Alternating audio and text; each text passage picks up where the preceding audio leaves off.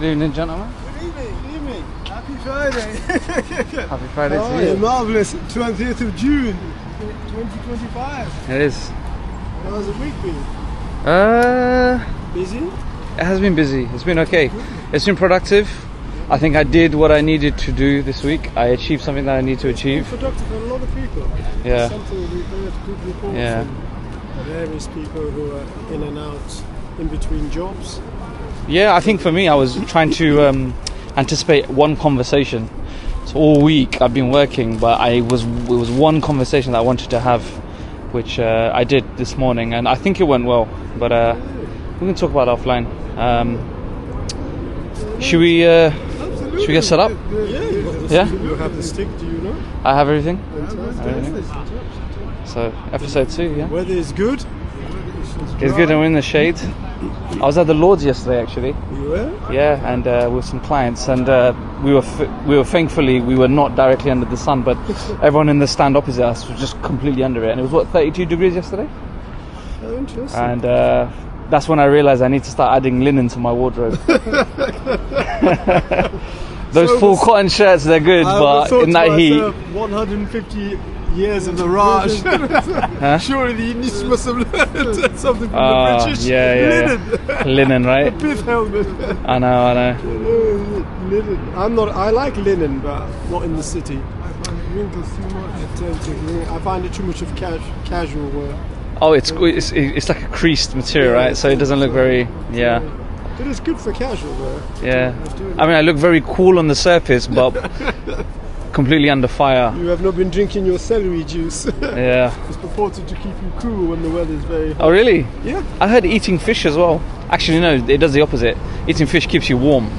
But celery juice keeps you very cool. Beetroot juice. Celery juice, I can't think of anything worse. Well, people don't realise remember, the more you sweat, the more sodium you lose. Okay. And celery is rich with sodium.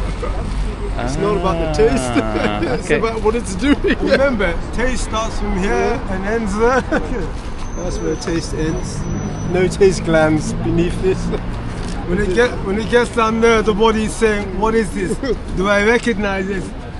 Billions of it on the planet. What is this concoction?" I highly recommend celery. And then this guy has to set to work, trying to pull it all apart. I think celery is the one thing where if you eat it, you lose more calories eating it than you do gaining anything from it, right? So, yeah. No, it's a much underrated vegetable. And the juice it's not the most pleasant of tastes, but it is very It's good. nutritious. It's good for asthma, I heard. Yeah, because it cleans out the lungs. Yeah. It cleans out the alveoli, gets them going. Yeah. Okay, well, let's get set up and we'll start. Yeah. Cool. Polyester, please. So I have some cheap ties. That's polyester. I have some cheap ties that I get a lot of compliments on. Compliments. And they're probably polyester. Good. And then I have an expensive tie, Made out of what? cotton. Cotton tie. I think it's cotton. A cotton tie. Unless it's To be fair, you know what? I think it is polyester. But I paid more for this tie. But I get a lot of compliments when I wear that tie. unless it's a knitted tie, I can't imagine any cotton tie. What material should a tie be made out of? Whoa, S-I-L-K. S-I-L-K. Silk tie, yeah. And no pun intended, we say silk for the ilks. Yeah, for the likes of us. The silk, yeah, you're right. I think it is a silk tie. I have a big bright red one. A bright red. Yes, a bright red one. And when I wear that tie, I feel like the main man in the room. I feel like the president. And when I wear that tie, I feel like it's a power tie. What is it, plain tie? It's a plain red tie, yeah. Is it lean, slim? Or is it one of these? It's not slim. You do a Windsor knot? I do a Windsor knot. Goodness me. I've never been a fan of those Windsor knots.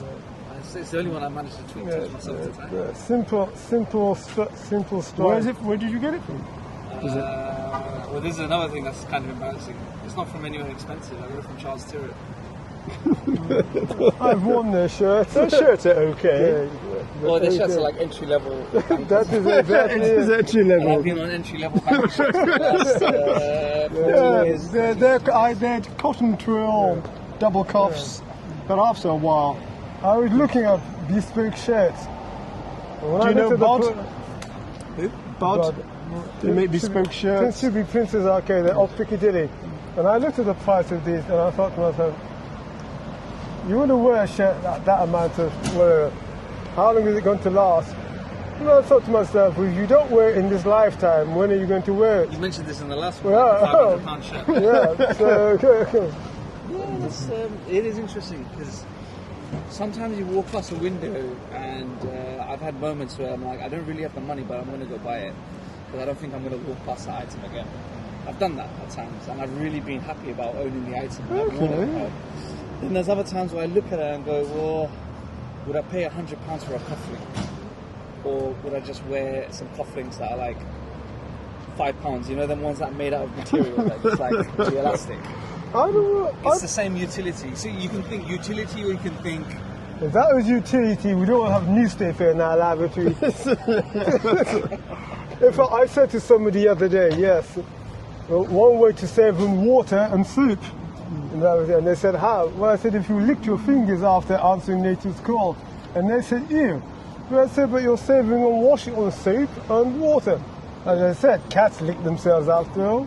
But the whole idea of licking their paws after doing a number 2, it was a female, obviously, it made them squeamish.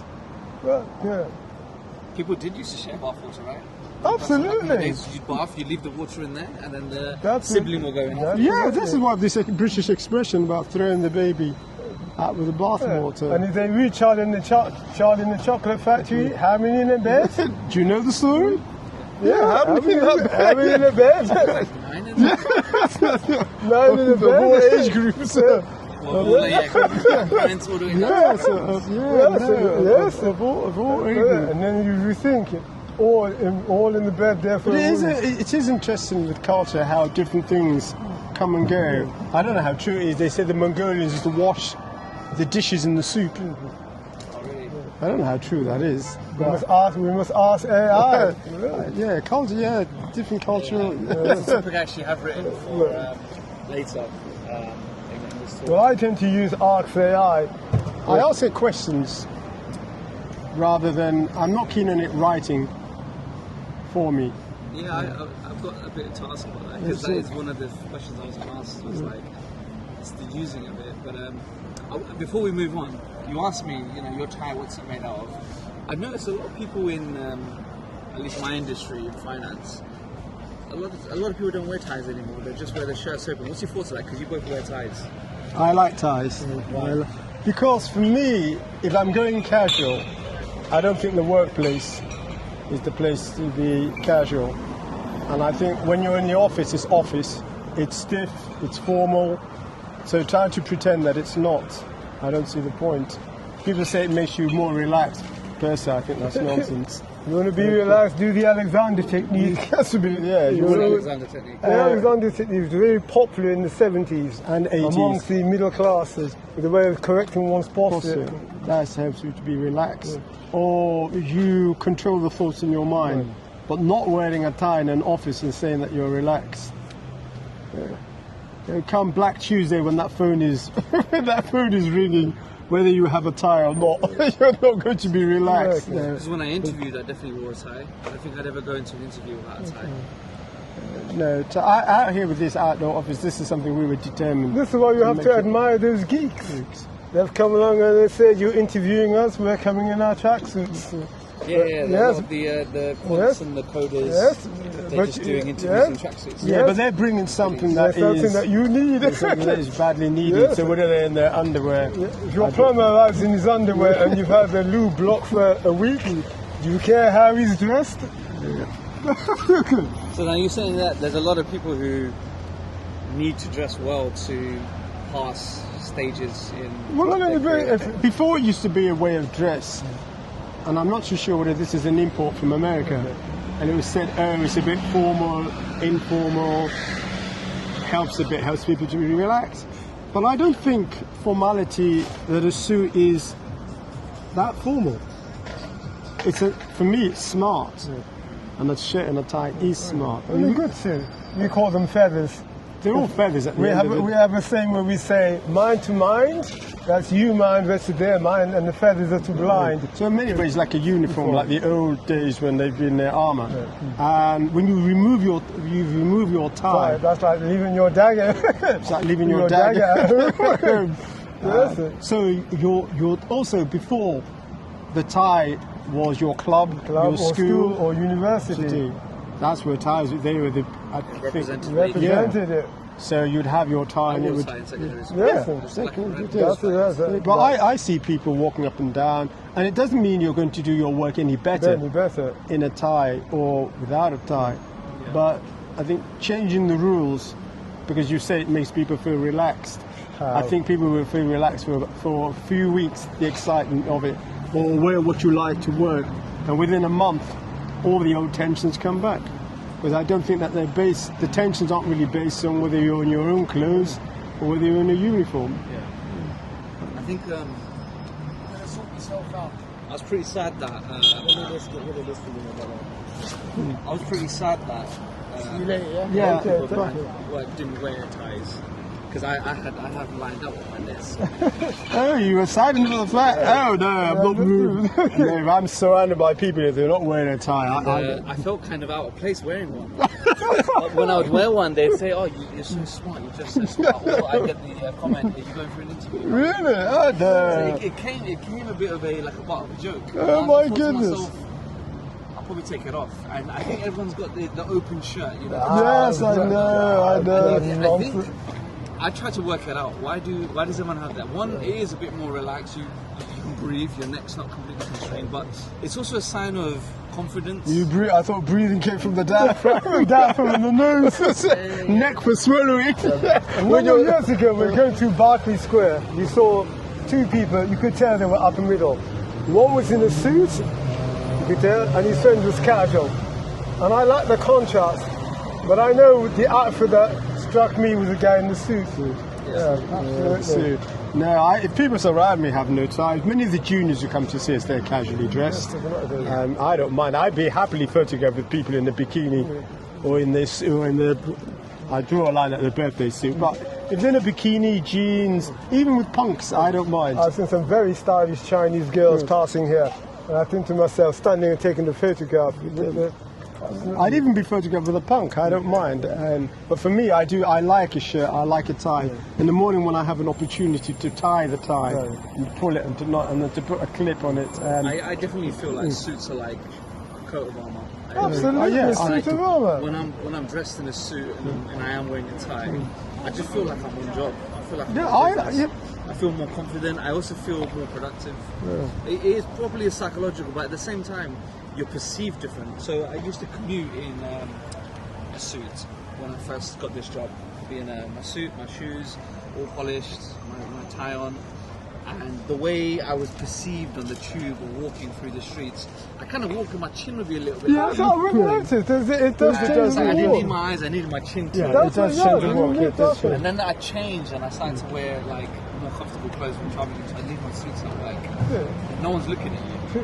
If anything, they're trying to avoid you. And you're in tracksuits. You look like a janitor. yeah, right? And you can there's a stark difference in how you're treated depending on what you wear. And that's why I think I've always seen you both dress smart. I've never seen you both in jeans. You didn't know? Yeah. I've never seen you both in jeans. Yeah. But the thing is that when we ended up here outdoors, we were in a suit, but it was a boiler suit. And people would say, what are you doing? How come you're out here? And we say, well, we're training consultants. And I was determined to get ourselves into suits. It's a crazy idea. It's a mad idea, because how do you wear a suit whilst you're dwelling outdoors? Where do you hang it? Where do you hang it? How do you clear? A suit needs to hang out properly at the end of the day. But one of the reasons why we had to be in suits is that I'm a training consultant. The fact that I'm sleeping outdoors is irrelevant. The suit allowed us to portray that a little better than not being. It doesn't help us to do our job any better. In those days, we didn't have people coming up for consultancy. Now we do. A lot of the people coming up here, people have turned up today purely for consultation, purely for that. But it allows us to stamp our identity on the place. And we were saying, I'm outdoors, I'm still a training consultant. And it took a while to get these suits with the help of a cool Somali lad who we met here.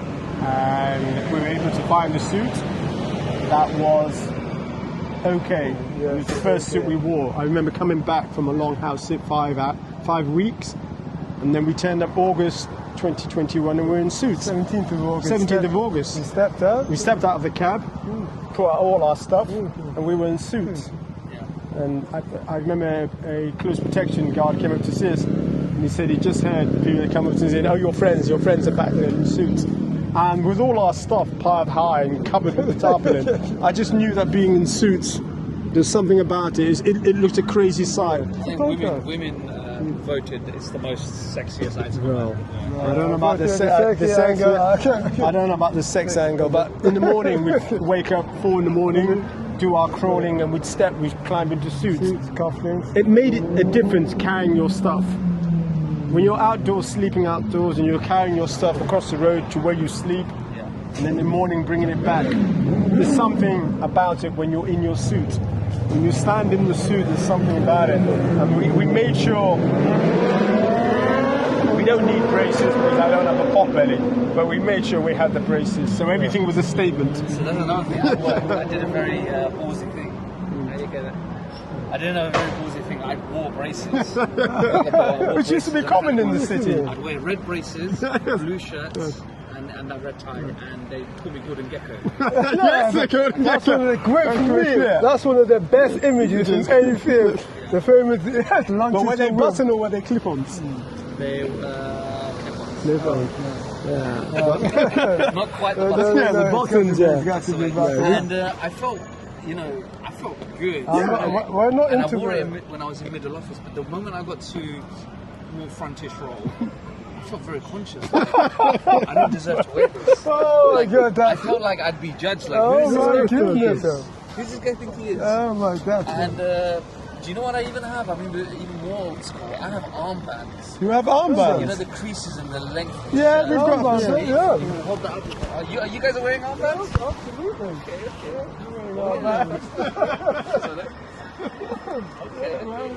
Absolutely. Absolutely. It's the second day now. That I my camera.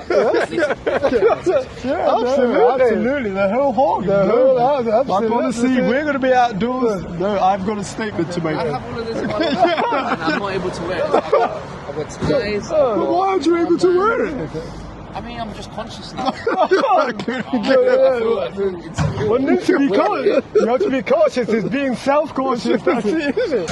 One of my mentors in there, she told me, when you're somebody, you can wear what you want. No. Until then, conform, navy Oh my suits, God. no wear and tie, nothing crazy, no outrageous, just fit in like box cutter and cookie cutter. I'm not religious, but to be ordinary, that's to forget the spirit within. I'm sorry. You're right. That's We a all point. search That's to a be point. unique. That's a point. Yeah. As a non-religious chap, I always think when I read the holy books, whatever deity you believe in, God, Allah, Jehovah, Jesus Christ, whatever, to say that you believe in this powerful deity, and then to say that another human being can dictate how you should be. how you feel, that's a lack of faith somewhere along the Have you line. noticed fashion now in the young people? Everything's baggy now. I know. And before, you see, you wear baggy boot cuts. Yeah, I know, This guy, look, Like, for me, where it comes The money to it's come back round. It There's was slim money- fits, the money- now there's a- baggy. there's a lot of money spent on casual. My policy, wear whatever you feel comfortable. You guys have been through a lot of fashion cycles. Yeah, we've observed. I mean, when would you say you came into being in terms of actually dressing and being? When we became When mods, we but became we became mods consciously. There's mods. We were mods, the mod revival. So do you want to give a bit of explanation to some Yeah, people who don't know that? late What 19th, is a mod? a mod in the 1960s. You had a thing called the modernists, and they were young men, and they wore certain Italian suits. Middle class, lower middle class, working class youths with money in the 1960s. They were bespoke suits. They wore bespoke suits. They had their suits made, the original mods, and they were known as modernists because they listened to modern jazz. And they rode around on scooters, Italian Vespers or Vespers and Vespers, and they were known as mods. And that was a period in the 60s, and then obviously it became mass and deteriorated. And then in the 70s, they had a revival. Late 70s. Late 70s, And early we were 80s. part of that revival. But we were looking back. We had a book by a guy called Richard Barnes, called Mods, and that was our Bible. And we got this book, read it from cover to cover. And most of the stuff we were wearing, when you see pictures of us online, we're dressed as mods. There were a lot of people called us rude boys, but we always say the Islington twins were mods, but they were never rude boys, and that's a pun on that. Yeah. So, but we were mods, and we had a mod club called the North London Shades, and the Parker. But then our clothes, we didn't have a lot of money, so we could only get the cheapest clothes. And most of them would have been polyester. And most of them would have been polyester, but they were the way we wore the clothes. That's what Luke did. Also, we spent months visualizing before then. Because we didn't have the money. Do you know fashion now? I can go to a high street shop and pick out one item that 100 other guys like me picked out, and we walk on the street and we find ourselves almost wearing the identical clothes. I know. Back then, was it harder to find? Was there less homologation? What you had is that whatever you found in a particular. No, you had the tribes, the different groups, the mods, the skinheads, the goth, each different, the soul boys, and each group had its uniform. But the whole idea with that uniform is that if you were a skinhead, you went out to be the skinhead. If you were a mod, you tried to be one of the. I don't want to say problems with fashion today, but the thing is that the fashion is no longer on the street. It's the fashion houses. The youths aren't dictating the fashion. The youths aren't dictating it as they used to. On the street, it's now belongs to the fashion house. The fashion houses, they're telling you. We stand here and we look for individuals, especially the females. If I say this expression, they've been told not what to wear. That's not good. Because it means that because it means that you're following what's in the season. The mods. By me being in that building, I'm kind of conforming to their house. Their house rules. The mod movement came from the street. Skinners from the street. The Teddy Boys from the street. Punks came from the street. All the different youth movements. That's what they're known as street style. That's what they call street style. They came from the street, and then fashion would copy that. But now, if you think, where are the youth movements? The actual youth, where you can say this is the youth group. I find everyone's dressing the same now. I don't want to criticise it because it's not my place to criticise, but it's not coming off the streets. I find boys and girls are wearing pretty much similar clothes. Baggy t-shirts, baggy trousers. Everyone's wearing Air Force Ones. Yeah. When I look for style, I'm looking at the Chinese girls from mainland China, the ones we have nicknamed Wu-Tans. We call them Wu-Tans because of the way they piece their clothing together. And London is full of Wu-Tans, and they're very stylistic. Really stylistic. These clothes-wise, nothing to do with cost. They know how to put clothes together. So it is interesting looking at it and observing, and we're constantly on the lookout for different garments, male or female. Sometimes you see it in the shoes, sometimes it just depends how people piece the things together. But before the youths, they piece their things together themselves, and that's how you have a youth movement. So they would pick the music, choose their music. Like skinheads, obviously they like ska music. Never mind whether they like ethnics. That had nothing to do with the music. They like the ska music, the Jamaican music, and they like that and dance to that. The mods, they like the music. They like things like the modern jazz. They were very, very keen on. And ska, they were very keen on. Pork pie hats came from the Jamaicans. We wore pork pie hats. SKA. Yeah. Ska was a form of Jamaican music that was very popular. Blue beat was another form. And the Jamaicans, they also fit the style. The Jamaican rude boys. Jamaica's one of the most coolest Yes. one of the most influential. Yeah. How many Bengali boys do you see trying to talk to them? But it's so interesting because people, they didn't try to talk, they imitated the style of dress. The stay-pressed trousers, the shortness. Well, our trousers were always short. No. We don't wear them short now, but I've noticed a lot of people wear their trousers short. But we always wore white toweling socks because they were cheap, and we had Frank White loafers. But I love the clothes. I love feathers, as we call them, but we still enjoyed them. Mine, I would say I'm 34 years old. For me, I guess my most influential contributor to my fashion has been sportswear. So being young, going to Sports Direct or JD Sports or JJB, if you remember JJB. Yeah, I know I grew up on, oversized kind of windbreakers, Adidas. You had Kappa. Yeah, I remember. Yeah, the two figures sitting back to back. Deodora, all of these things. Like we couldn't afford expensive stuff, but when you're young, it was easy to kit your child out in a tracksuit. Nowadays, to buy a tracksuit, a set of a top and a bottom, costs hundreds of pounds. Well, it never used to Back be then, you like could that. get a full set. Yeah, they were very cheap. Yeah. But during the modern revival, people would go down to Petticoat Lane and Brick Lane, Brick Lane. and they catered. Yeah, there was a shop called Blackman's where we got our shoes. They're now just mainly online. But they catered. for the ties, the shirts. The rude boys, the skinheads, the mods would go to this same shop. Then there was the last resort where you could get your Crombie. But the market, that's what we picked up our shirt. Really small shirt quality shirts. Cravats were really in at the knitted time. ties. And you saw a lot of kids in suits. Okay, they weren't expensive. Well, they were expensive for us, but they were stay press suits.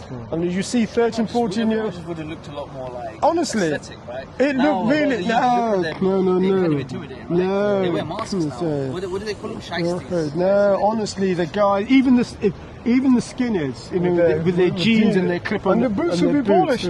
The boots would shine. The Crombie. Then you had the skinheads who wore the Ben Sherman shirts. I had Ben Sherman. Parker jackets. So the Parker. I've never worn a a Ben Sherman. or even owned a Ben Sherman. I mean, when I used to wear it, I used to think in my head, this is a racist brand. I'm wearing. Well, it's quite interesting, but the skinheads chose that brand, but it was never. No. It was never. So Fred. I was more into Fred Perry. Yeah. Fred Perry T-shirt. It's nice. Yeah, I Fred. had a really nice blue with yellow Fred Perry stripes. But lads, I find these things are all made abroad. It's all made abroad. And it's now. not making abroad, that's the problem. It's when it's made cheaply. And it's not the manufacturer abroad who's at fault. But it was a scene when you walk down the street and you saw mods with the stay press and the Parker and the scooter coming around. It looked very. We had to get seconds for our Fred Perrys. That's how our budget. You would get seconds. We'd So get- you'd I go might go into a vintage shop. No, this is not second hand. This was seconds. What does that mean? Seconds where it means there's a fault, there's a tear somewhere. We'd go to Roman Road Market, and the guy sold all these seconds, and we'd be going through them. What was our problem? Trying to find an identical. Oh, it's Trying to find and he sold them very cheaply.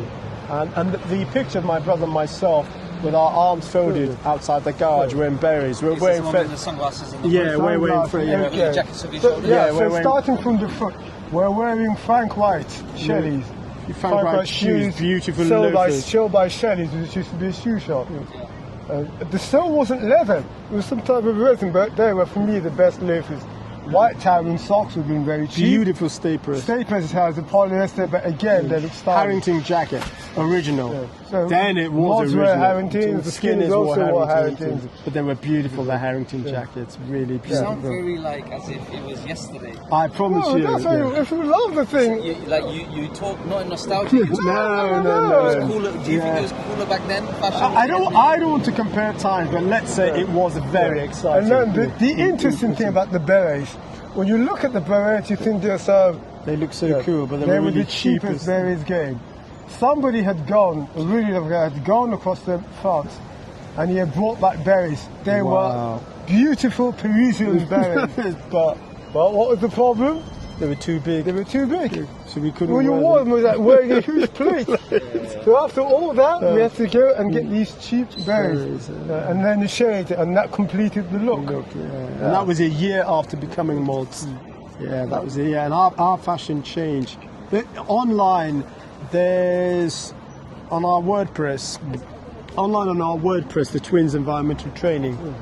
If people look, there's amongst the games we put up, there's a story called where you say the Islington Twins were mods. It's called the staying power of style and etiquette.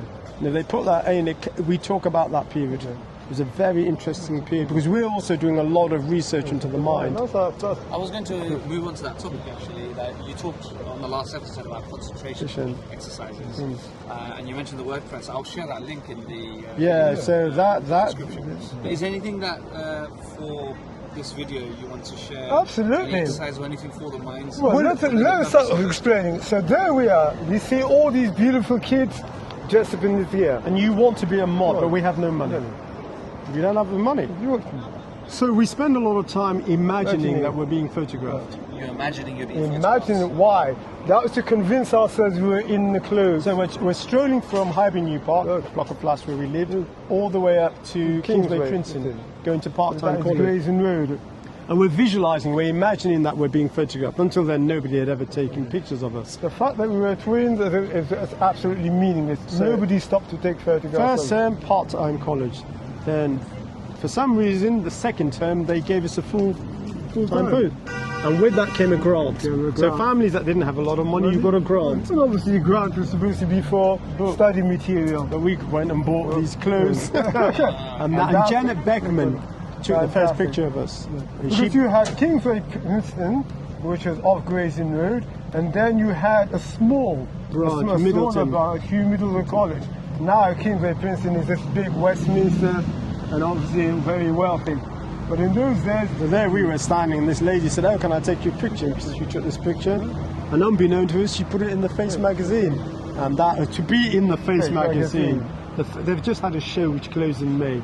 But if you were in the Face was for pop stars. So if you got into the Face magazine, it was absolutely right. And in August 1980, we appear, I think it's issue number 4, and we appear in the Face. And then the next year, May, to celebrate the anniversary. So we changed, the look has changed. There are several looks, the look has changed totally. So we're in the tank tops, and she took another picture. And that's when we started to refer to it as the Rude Boys. So you are described as like fashion icons. Well, it's really interesting. The first time I ever heard the expression directly to our face, we were talking about 2000? In the 2000s. I've always found that funny because I don't see anyone who we've influenced with our fashion. I think for us it's a personal thing. We just like feathers. So for me, a fashion icon is somebody who's influencing people. I don't see how. I know we've just done this Burberry campaign, but I can't see. Also, you need finance, and after the 80s, I would say that we're finance for getting clothing, formal clothing was absolutely limited. We've only started putting on the kind of clothes that I want to wear during this odd period. It's now a transition period, but this outdoor period is the first time we actually bought clothes that I actually want to wear, not clothes that have to be worn for expediency because they're strong like a boiler suit. Now we're dressed the way we want to be dressed. We became mods in the late 79, around that period, and we stopped in the early... I think it was probably about more like in the 80s, early 80s. But we had to stop because there was unnecessary fighting. A lot of people enjoyed fighting with skinheads, we didn't. And even though we did karate at the time, our clothes would cost us enough money. And when you spent time saving. You spent time saving. I've lost some t-shirts. And even though we did martial arts, and I was always keen on staying your ground, not running, it's better to face your attacker head on than be chased by him. We just got out because there was too much fighting. I didn't like it at all. And we started a better club, the Bar. And the middle classes, they don't fight. This is demonstrations. And this is demonstrations. The middle class are not a fighting group at all. And these middle class kids who turned up at the bar were just interested in having a good time and talk. A bit more civil. Yeah, a bit more civil. So that's why we stopped. It's sad that when you start a cause, it gets hijacked and corrupted. It becomes corrupted. We just had to. You end up having to leave the thing. Yeah, we had to because the idea of brawling, I didn't get any kick out of it. Also, I consider myself to be an academic and I like my books. So these clothes are an outward expression, but for me, the mind is the most important. There's a great picture somebody handed to us. I'd love to know who's got the original.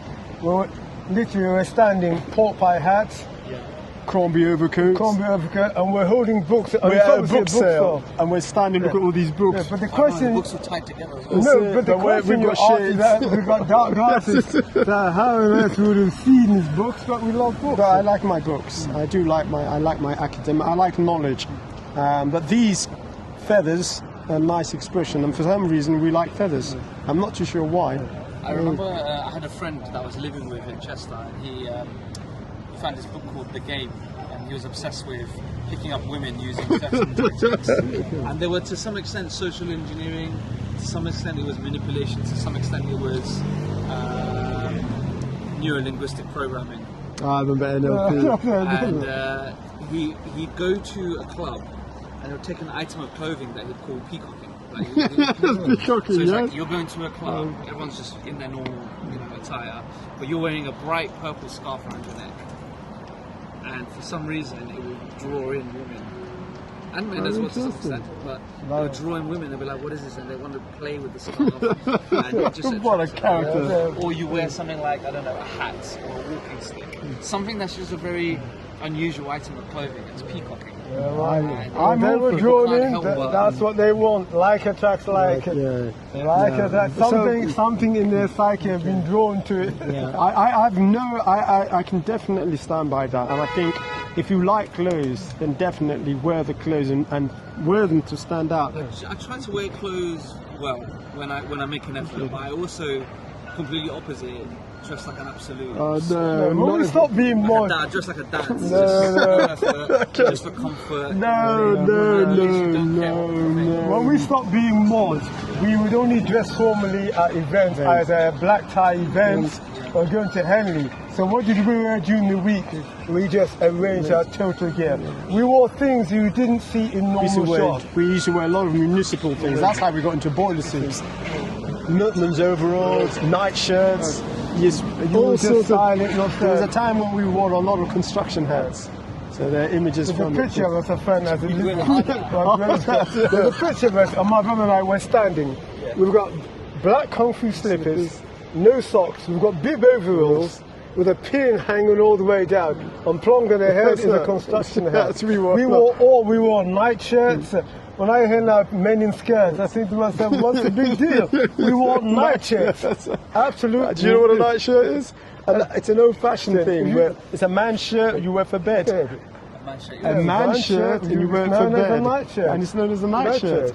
And it has a collar and buttons, and it's striped. It goes to about here, and it has a tail. And that's what you climb into. We wore that. It's very Victorian. But that used to be our gear. So we'd wear that, and we'd obviously have a bib overall underneath, and we'd have bobber boots, the same boot. People not think you're weird? One thing about the 80s, there were a lot of experiments. Everyone was weird. No, that's one thing about the 80s. There was a lot. We were the older. So all I hear express yourself, wear a skirt. I can't see the big deal. If they go back, if they look at the 80s, they will see that. When I look at people wearing certain things, I just identify as like, oh, it's a particular group. When I was in school, you had the Brevos, the Goths, the Emos, the what do you call them? We would call them Playboys or the Rude Boys, the Jocks, if you like. There were so many different, the casuals. There were. I never really beat down on anyone. Style of dressing. I think there was those that like to wear black. Yeah, goth. Oh my god, the dark. Like to wear white. Black is not recommended if you suffer from depression. No, you shouldn't be wearing black. But I think what you wear is a huge expression. And I'm very much into the car scene, and I think a lot of people are into cars and they like to work on their cars and customize their cars to just be individual. When you buy a car off the lot, that car has been produced in. That is its problem. That is the problem with that mass production. So what you try to do is you get the car. Yeah, that's fantastic. Find unique alloys for that's brilliant. You maybe lower it a little bit. You tint it a little bit. You maybe put some lights and certain decorations. Your own character. That's your car. So when they see it, they'll be like, "That's Shaj's car." Well, that's what the mods did in the 60s, and obviously the revival. They did that with their scooters, their Lambrettas and Vespas. That's why you see all the lights. When you see Richard Barnes' book, it has two young guys on their scooters, and it's covered in lights. And it's interesting because youths are generally rebellious, but the whole idea with the mod movement was very British. You had the Union Jack, you had the RAF Roundel, you had these things on you. It's very interesting that you'd think it would be anti-authority, but in many ways it celebrates a lot of empire. I love, for me, vintage cars. The curves are absolutely better. Aston Martin. But the old you see the E-Type, Jack? What a curve. The early Rolls Royce, because before, to my knowledge, and I'd be happy to be corrected on this, when you got your Rolls Royce, you went then to a coachmaker, and they would design the bodywork. It would be distinct for you. But now everybody has the same bodywork. You can have a choice of interiors now with Rolls Royce. But I'm looking forward to the time when you get them to design personally bodywork for yourself. I think in Park Lane, if you go to Rolls Royce, they can. In the interiors, they give you customized. But I want the external. Because a lot of the 60s musicians, they have one of the I'm not too sure which Phantom it is, but it's the one that had the big barrel back. Like Rolls Royce, they've got images of my brother and myself, and we're standing beside John Lennon's Cadillac Rolls Royce. We're standing the one by the Aga Khan. Even our friend Freddie Astaire, he's Rolls Royce, because I had a show in 2017 known as the Great 8, where I launched a new Phantom Mate. And we happened to attend that show thanks to a very good friend. And we were there, and they liked the gear we were wearing, so they asked if they could take pictures. We haven't seen many of the photographs, which is the usual story where people take pictures and you don't get to see them. I was, I come across a post the other day about, Michelin tyres. Now Michelin tyres in the early days, they were struggling to sell tyres because there's not a lot of people had cars. And it was all horse. It was still horse and carriage, right? And they thought, how do we? What is it that we could do? Because cars aren't selling, so what do we do, right? And so they ended up making a pamphlet, which gave them directions of how to get to their shop to buy the tires. And along the way, they started to write about the different restaurants and the different places that they go. And people started to buy these pamphlets as almost tourism brochures. So they'd see these restaurants listed in this pamphlet and they'd go visit them. And what would happen was certain restaurants started to get very famous because people were coming for this Michelin pamphlet. And it became known as the Michelin restaurant. And so over time they ended up selling more tires, not through advertising or mentioning the tires in their pamphlet. Not once did they mention their tires, but just by helping people and giving people information. That's a case of being creative. Right. Because I before I even knew about that, I always wondered, Michelin restaurant, does that have something to Michelin tires? Because I could have sworn I've seen the logo. And they do have a link. It's crazy. It's brilliant. And it got to the point where if a restaurant has a Michelin star or 2 or 3, it will make that restaurant so successful. And if you drop a star, you'll be out of business. Yes, if you drop a star. And I thought that's so profound that you can sell something or you can make something very well known by something completely unrelated to it. But the great thing about the Michelin is that the way they give the stars out. Well, they were helping people. But the way they mark, but they do and how do they mark? They come incognito. But this is now a modern That's the great thing. This is a modern times marketing system. The market. Before they didn't even plan for this to become. But the incognito marketing I think is very good. So you can be having a day where you're screaming and effing at yourself, and this guy's sitting there looking at you, behaving badly, running your restaurant poorly, and you lose marks. So it keeps people on their toes. As you speak, I'm trying to see whether I can track down a picture of us at Rolls Royce, if I can find it. It's just a very... Was a Rolls Royce that invited you?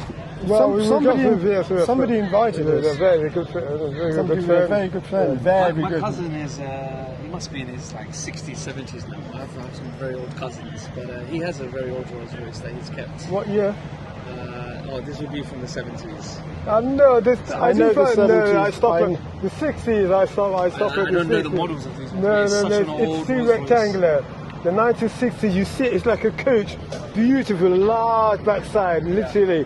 And when you see it, the curves are absolutely sensational. I'll try and get a picture. Yeah, the 70s one. I was really impressed. I was like, wow, you've really kept that for years. Yeah, they're great. They're great cars. He drives a very proud. They're well made. They're well made cars.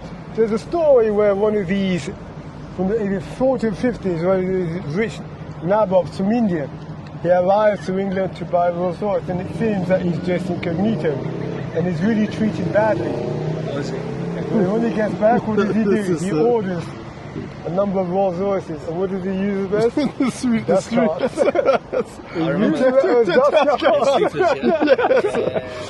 So he ended up making his own. What is this much? But that's the thing that you need to, if you're a shop owner, it's courtesy to all to just be courtesy to someone because he looks as if he's got money, that's a recipe for disaster. There's no better feeling than walking into a showroom and a salesman completely ignores you or treats you badly. And little does he realise you're here to buy out the most expensive car in the showroom. That's just rudeness. That's absolutely stupidity. It's funny that like fashion, cars, everything's a trend, but you have to make it timeless for yourself. Yeah, you need to make it timeless. Yeah, because it may go out of fashion, but you still have some kind of attribute. For me, style is never out of fashion. Right. Well, they say a suit is timeless. A suit is timeless, and whether people decide to go casual, the juniors standing around casual. I like what the juniors wear, and I would never say to them. Characters in themselves. I would never say to them, you have to be in a suit. But for me, I think at this stage of development, I think a suit for me is very important. The tie is interesting because in the East, a tie is a sign of Western control. It's a symbolism of imperialism. You know that grip around the neck, tightening your collar. It's so interesting that people should say that a tie is a sign of Western control, and yet give them an ice cream. Give them an ice cream. Give them Coca-Cola. Give them Coca-Cola. They can't get enough of it. So where the real control is being exercised, they don't know that. In the corn syrup. Yeah. That's really good. Yes. It's so interesting. Yes. You know, yesterday when I went to the Lords for cricket, and one of my colleagues, he wore an Indian waistcoat, a smart Indian waistcoat over his shirt and over a linen shirt, and he wore chino trousers, and he looked very smart, but he had that Indian touch to his outfit. And at first I was like, dude, why are you wearing that? Like, the people are going to say something, they're going to look at you funny. He wore it proudly. It's the way you carry it. He was actually ironically going to the Indian embassy to, he was signing some kind of power money for something, but he wore it proudly, and I thought it's nice that I like people who fuse fashion from the East and with the West and bring them together. I think it's very important. I've noticed a lot of Asian, particularly Southeast Asian and Indian, Pakistani, they try to incorporate their fashion into Western. I think it's good. I think for us who we're very keen on the mind, I believe that if you tell yourself, that anything can be a so-called sign of Western imperialism or whatever, but it only has what you give it. In fact, so funny. When you go to the airport, in fact, on the streets of London, people walking with their luggage, dragging. How many people actually carry their suitcases? So I turned to a guy from Senegal. Is he? No, possibly. No, not Senegal. His name will come to me. And I pointed at him and said, "Back in Africa, do they have these trolleys that you're dragging?" And he laughed. He said you've got to have good roads first. A good road. You don't drag this trolley, the wheels are. So you have to carry a lot of these things. I think the guys from Guinea. Yeah. I find that sometimes people have collective consciousness. The problem with collective consciousness is that it thinks the same. It's not individual thinking. So you've been told this by your parents or your teachers or your priests or whatever, and it's accepted. In the mosque, he talks about a lot of the things that we express are things that have been put into our consciousness, and we accept them without any thinking. But it's interesting what you do say, about the tie being, and it can be the garrote of the Western thing. But for me, I think, which is the sign of imperialism or whatever controlling you? Yes. The smart tie around your neck, or your tongue lapping up this artificial thing that is not even cream. The goats in the filthy backyard will produce better cream than what's on that cone, and be more healthier. And are probably better fed. The spring water coming from the hills will be much better than a can of Coke. But you'll ignore that, and you can't get enough of that fizzy can, and then you're talking about you're being controlled. No, any control is in your mind. That's where your freedom is in your mind. Yeah. Interesting. So there you are. So that's how it would be. So there we are. Shaggy beard and wear polishing shoes.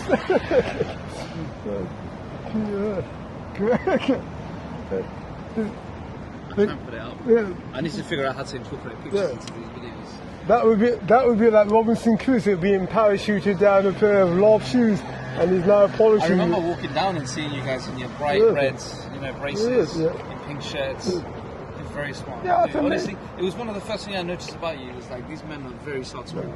We're planning on eventually, literally, having a different suit turning this into a fashion parade, a different suit every day, different shirt every day, different tie, different shoes, and eventually each person the more people we get who commit to the training and are prepared to pay our fee, even if it's a percentage of that, then the more I'll invest a lot of that in garments.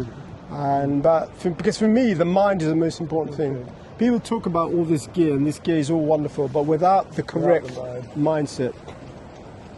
You can have the best clothing, but if you feel sheepish or self-conscious, immediately. I think what I've ended up doing in my office is, so I've taken off the tie. I feel like I'm the only guy wearing a tie. I've started to do small things, like I choose my socks. And my trousers sit a little bit higher so they expose the socks. So now I'm picking different colour socks, different patterns, different animals on the socks. It's so interesting because that's one small way it's a state of mind. Because that's what happens. Firms, companies, society locks you into this thing and it says this is how social consent, this is how you should be. And being outdoors, you are outdoors, you are dirty. Because that's the general thing. You are dirty because you don't have this, that or the other. You've got to have the begging notes. Because the note must explain your situation. And when people meet you, you are supposed to discuss the discomfort. That's what you're supposed to do. And your hand is expected to come out. To receive, so that theirs can come out. That's why we say, what's this? Their handout. Their handout. That's what it is. And what's this? Their handout. The handout. And when they put their hand out, there should be something in it. And our policy is, no, we're not subscribing to that. Why not? Just because we find ourselves outdoors, why should I subscribe to that? Also, even the most merciful people, in a way, they too condemn those who are outdoors. We used to have this thing, and it was an umbrella. And we put it in a bag, and we said, there you are, you're passing this person, he's homeless, and he's sitting. And the note says, need money for an umbrella. How much would you give him? And most people say £5. And he says to you, it's not enough. Some people went up to, I think probably the highest anybody was like £25. Okay, so they say £10. And what you would find is that, and he said, it's still not enough, he wants more. You would hear by the time you got to £30, more? The voice would go up. £30 for an umbrella. So what it means is that even if you feel sorry for this person who is outdoors, you're depriving that person of that desire that they can have, because they're not allowed to have that desire because they're outdoors. They're not allowed to have that. This umbrella actually costs. So the whole idea was get into to get the price of the umbrella. I promise you, as they hit higher, £50, £60, because it came from the umbrella shop. So even those who say that they are care for these, they have sympathy and empathy, they put people in a box. You're not allowed to move out of that box, and if you're not careful, and that's why we said no. That's why we took care to make sure, and the only way not to be in that box is not to accept things from these charities, to keep away from them, because they want you to be in that box, because it's almost a circle. And I don't say that they're not doing a job, they're trying their best, but for what we wanted, they were of no use. For me, as a training consultant, our way out of the situation is to draw clients to ourselves, paying clients. What is the umbrellas on A1 at an airport? What are the umbrellas on A1 in the airport? So somewhere around the country, somebody has a one-year-held umbrella that they picked up at Heathrow Airport. I used to, when I got my first job in Chester, back in America, I bought myself an umbrella from, I think, Debenhams, and I spent like £25 to £30 on it, and it was by royal appointment, one of those ones. It was a very good umbrella, and I carry it with me, and I take the bus to work. And, do you still have it? I must have. Yeah, that's what happened. They gave it to someone and... No, I have to get one of these umbrellas again from James Smith and Son. And do you know, now I have this cheap £10. £10. What You know the mobile shops? I know them well. I know them. I bought these umbrellas out of desperation. Yeah, you know what? It does the job. That's what it does. It does the But job. It doesn't have that same... One good thing weight about this and umbrella, prestige. we know. Yeah. We know it's in the universe somewhere. We know it's on the planet somewhere. Now, unless the president is taking it out of London, we know it's in somebody's home. So it's either left behind that Terminal 5 in the Louvre, or it was left on a 490 bus, but But it somewhere. can't be missed. A winey head with a metal foil can't be missed. Was something that the current owner didn't pay for. And there's a big umbrella. It's a very big No, umbrella. you've done a charity somewhere. Somewhere. But we bless. We just bless it. Yeah, we just bless it. We will pick up another one. I think when you lose an item, it's supposed to go to someone else. Yeah, you So have we to try bless. not to. We try not to be I attacked. believe that when you lose an item, it's often replaced with something You else. must constantly be blessing. Constantly blessing. They're material. Much as we like them, they're material things, and we enjoy And them since for you what won't give away any limb for them, there's not much point in. enjoy them for what they are, but not to be too attached. I've noticed another thing as well. A lot of people don't wear perfume or spray aftershave when they just come in and no one has a scent. And I have a number of bottles on my desk. Sometimes people walk over and say, "Can I spray a little bit of that?" And I'm like, "Yeah," but I always wondered why is that? Because I like to smell good. But remember, somebody said their current scent is rising. Yes. But do you know what they say? That's a pound of spray. Just waste a pound of spray. And I'm like, I don't care if it's a pound of spray. But it may be the But fact that what remember- they're using is so poor quality that by the time they come It wears off, off. that is worn off. They're just thinking there's no point smelling that good at work. What's the point? Spray it on when you go out for dinner with your missus. But in my opinion, I think everyone should smell good. Well, we use essential oils. Essential oil. Yeah, essential oils. But yeah. also, remember, the body, you can't expect to, should I say, smell good if one is putting in rubbish. And the problem that people don't realize is that the food you eat the does food you contribute to use. the aroma. the This food is another. because after the combustion, Celery. Well, notice, cigar smoke, notice those who smoke cigarettes, why do they buy mint? Notice it's mint they buy. yeah, and certain meat does affect perspiration heavily. The amines it produces from that. There's no. So sometimes the food that one puts in. So it's not flatulence is not the problem, putting aside the noise effect. It's the aroma that goes with it. If it comes out like a Tangan salute, that's not a problem. But that is based But on what's going into the stomach. So, and sometimes no amount of spray no amount of spray. Other things like onions, what else? Spices. That's why I'm surprised in that building over there. Everyone eats. Where do they eat their dinner? At the desk. I think the aroma that must be. The crunching, The crunching, the noise, and the whiff. All the food from Leather Market. Do you know what it is? I make an effort to take an hour off to enjoy my food. Well, it's quite. But you're right. A lot of people literally inhale their food at their desk, and they eat. I'm so surprised it's being allowed, to be quite honest. Well, it's productivity. They're more productive. They can keep an eye on their emails. They can keep an eye on phone calls. You know they used to have long lunches. I bet they did. They used to have Yeah, long I I bet they lunches. had boozy lunches. Yeah. And that's what the deals And was that's stuck. what, and a lot of the deals were stuck. And in, How much of a beer was and then I think when the Americans came in, it's just I blame Henry Ford for his 5-day working week, right? Didn't he say he wants all of his workers to be able to work to afford to buy food, to buy one of his products? lunch safe. Somebody told me that when they first started, when they did law firm, there would be the lunchtime tea lady. And she would bring round the trolley, she was employed to bring tea. Tea and biscuits. The British were known for their lunches, tea time, breakfast. Afternoon tea now is something you buy a voucher for to go into the rich.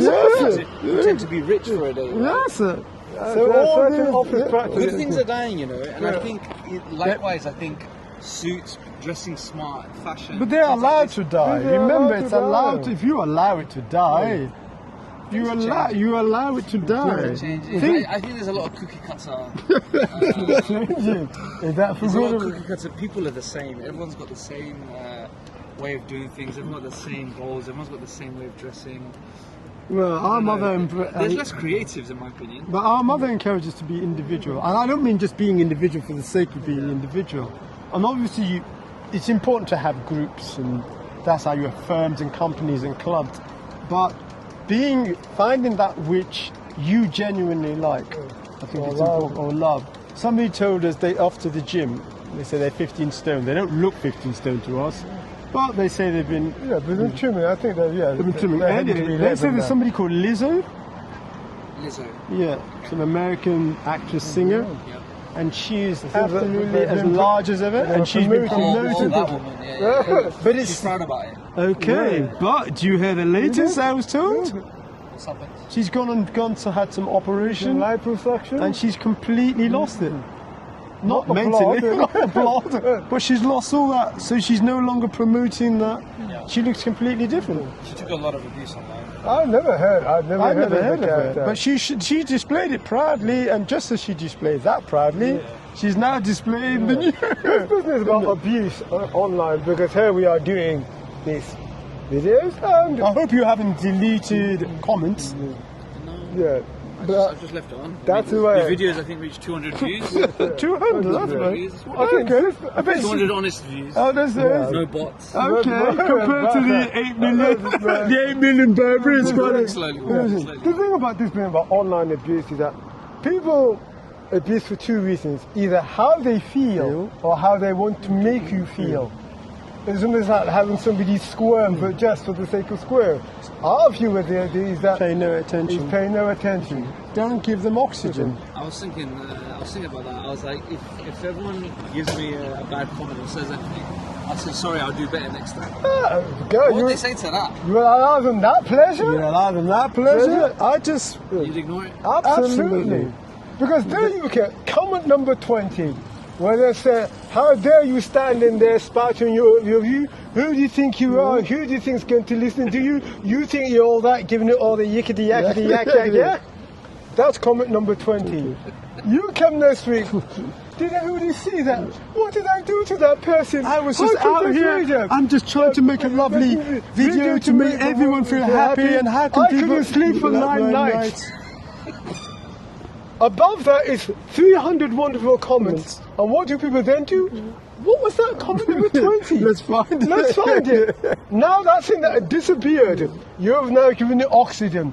And everybody now, instead of looking at the wonderful things you're saying, they're all scrolling for comment number 20. What And then do they it's do with shared and somebody then it's talks about shared. it. And everybody's saying people shouldn't say such things, but they're spreading it. Did you That's see it. what he said? This guy's making a lovely bit. Oh, I bet it's because he's this. I bet it's because he's that. Why give it? Let it die. Let it. Don't delete it. I wouldn't give it. Entertain it. I wouldn't give entertain anyone it. the honour of deleting their abuse. Oh no, definitely There's that not. saying, don't let anyone make you angry. It should be expensive to make you angry. That's it, exactly. Don't be cheap. The English is Don't make having. you angry for cheap. It's interesting that the English used to have an old saying: "Sticks and stones may break my bones, but words will never hurt me." That's what they used to say. But now, It's the other way around. Confucius, according I must confirm with AI, says do not give life to insult. You have to ignore it. It doesn't matter how beautiful, it doesn't matter how so-called racial. They're saying it to make you feel. So there you are in your big mansion, 20 cars, you're worth 100 million. And that word could be the N word. And literally look how... that's giving somebody power. That's giving somebody power over you. You're in your luxury. The person who's put that, where are they dwelling? That's the new voodoo doll. There was this one rapper called Tyler the Creator. I love Tyler the Creator. I love that. Love the And he name. goes, I don't understand cyberbullying. When you see it, just close your eyes. Close your eyes. Why are you killing yourself? Yeah, you're killing yourself. Close your eyes and don't look. Is that the truth? Don't look again. Don't look at. Don't look at. Is that the hot poker? Let it go. And they're on there. We all do online shopping. You're looking for a bargain. The Louis XII trainers is comes at £500. You're looking for a discount. You go and look at the others costing the same amount. Surely you look for what you want. But Come on, and this Facebook should protect you and to Instagram. protect you. Should they? Why should they? I think Well, we say this. people are afraid of being fed to the lions. When you get your, Okay. if, Well, Online, Okay. you're afraid to express yourself because you're worried you're going to get the haters. come on, Okay, fair enough. If you, when you lose your phone on the street, do you sue the council? Why not? Why not? You paid your rates to be safe. You pay for a police force. You're working, you paid taxes, you paid for a police force. But do you sue them? No. Do you sue the council? No, you don't. So why is it online? Why is online should be any different? That Facebook suddenly that they've got to be patrolling. How many people have lost their phone in London this year alone? Do they sue Mayor Khan? Because they voted him in to keep London safe. Every time I see a knife stabbing related video, it was like Sadiq Khan's London gets Sadiq Khan, like what's he doing? You know. I don't know what to think of all of this. I think society needs huge therapy. It just needs a massive like intervention. So everyone needs to calm down. We understand. Did you say therapy? Therapy. We have a joke, pray the therapy works. It's just an anagram of the word therapy. So, no, the thing about the best thing we can do for these online abuse is you boycott. If you boycott the online service, they'll soon wake up. Also, I've had random emails from scammers saying, "Oh, I have a video of you. I have something. You viewed something online, etc., etc. If you don't pay us, then we're going to release it to your family, send it whatever." I said, I thought about it. I said, "Oh, I don't think I've done anything wrong, but you don't need to think you've done anything wrong. You just need to believe. What it was, all they need you to do, reply and say, "What do you mean?" Or, "Sorry, why you?" All they want is the interaction. I don't give it. I just ignore it. You must, but I'm not even going to tell you, because if you go to them and reply, do whatever you want, they will feed into that. So you don't entertain it. So, and these same emails that I've not heard from. A case where one of these anti-fraud experts warning you about fraud. He said when these scammers called him, the 419 crowd, he knew he was being led, and he was just literally just sleepwalking into, and they took from his account, and he was an expert. Yeah, he was an expert. He said he knew this was happening, and I've sat down with somebody. Why did you walk into it? One of the things I find is that if you don't challenge your mind on a regular basis, giving it its own personal challenge, your mind tends to be listening to everybody else. And remember, we have to in our society. I have to drive, if I'm driving a car, at 70 miles an hour. If I'm in London, it has to be 20. That's somebody telling me what to do. I have to walk on the left, that's somebody telling me what to do. All these things, I have to pay for the food I buy. All these are instructions from somebody else. And there's nothing wrong with that. But you get so much in the habit of listening to what everybody else is telling you to do that you never actually give yourself any command. Oh, I'm unfit. Okay, get up early, half an hour early, and do some exercise. Oh, I can't. I need my sleep. Next week you heard the boss. I need everybody in early. We need you in 10 minutes earlier. And what do you do the next morning? Oh, I'm so tired, but my boss says. So we're used to obeying, and that's what happens. So even though you know, your subconscious mind is used to hearing commands from everybody else. It's everyone else's. There's a great line in Kim, at least in the film Kim, was Rudyard Kipling's Kim, the Al Flynn version, where they say, what do they say? Believe only your eyes and not the voices of others. And it's the news of the voices of others. I found myself at times where I have a predicament or a situation I'm in, and I'm there scratching my beard, scratching my head, thinking what I do, and I start letting voices come to me. People tell me their opinions.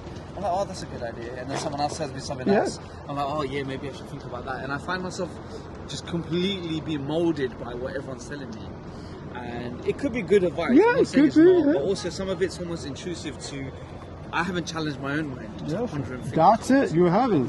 And you sometimes pick the easy road of asking people, what do you think? What should I do? Yeah, what? And when you give people that weapon, here you go, here's the brush, what should I do? They will have their way, and they probably wouldn't think as hard for their own problem. It's interesting that some of the places charities that we were told to go to and accept are no longer around. They're no longer around. There's nothing wrong with seeking, and I encourage you to seek advice. And see, in all research, you're reading up what somebody else has done. But at the end of the day, You're supposed to take these things and make them your own. That's why we encourage people who come here for advice to do a lot of the boring exercises, even though they don't like the boring exercises. They prefer to be sprayed. Because we say that if you stand here and we motivate you and you feel better, we're not really doing you a service. We do you a service when you learn to train your own mind. We consider motivation to be like giving you perfume. Did you say you're not a motivational speaker? No, I'm not a coach.